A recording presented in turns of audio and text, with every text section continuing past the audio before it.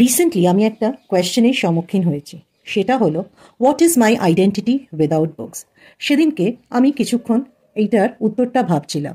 ভাবতে ভাবতে এটা মনে পড়লো যে সেই 6 বছর বয়স থেকে বই পড়ছি। তার আগে আমার যতদূর মনে আছে দিদা আমাকে গল্প পড়ে শোনাতো।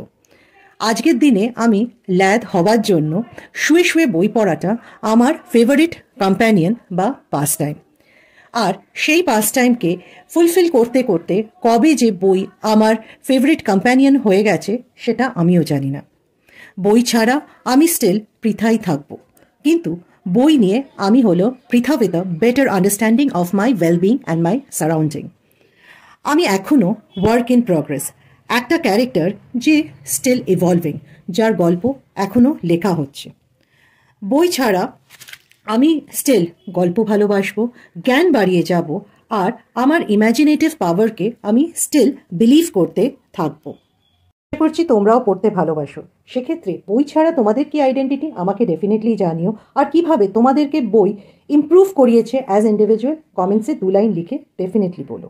2025-এ কী কী বই পড়ছো, কোন কোন অথরের লেখা নতুন পড়ছো, সেগুলো কিন্তু আমায় ডেফিনেটলি জানিও। সবাইকে একটা বড় থ্যাংক ইউ আমার কন্টেন্টগুলোকে লাইক করার জন্য আর সিমিলার কন্টেন্ট দেখার জন্য। তোমাদেরকে বুক টেলস বাই পৃথা কিন্তু সাবস্ক্রাইব করতেই হবে।